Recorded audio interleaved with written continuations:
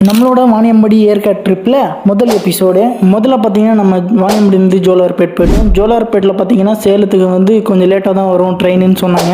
சரி அது வரைக்கும் என்னடா பண்ணுறது அப்படின்னு பார்த்தாக்கா நம்ம பாய் பார்த்தீங்கன்னா ஒரு 3 வடையை வாங்கிட்டு வந்தார். ஒரு வடை 10 ரூபாவா.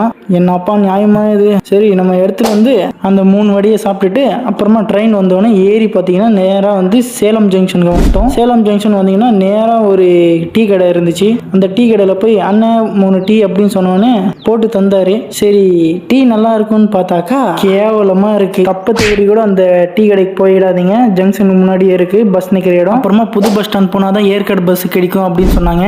நம்ம பார்த்தீங்கன்னா இங்க புது பஸ் ஸ்டாண்ட் போகிறதுக்காக ஒரு பஸ் ஏறிட்டோம். அந்த டீ கடைக்கு பக்கத்துலேயே வந்து அந்த பஸ் எல்லாம் வந்து நிற்குது. 13ஆம் நம்பர் பஸ் வரும். அப்புறமா சேலத்தோட புது பஸ் ஸ்டாண்டுக்கு போய் அங்கேருந்து வந்து ஏற்காடு பஸ் நம்ம கண்டுபிடிச்சி அதுக்கப்புறம் நம்ம வந்து மலை ஏற ஆரம்பித்தோங்க. ஆனால் வியூ பார்த்தீங்கன்னா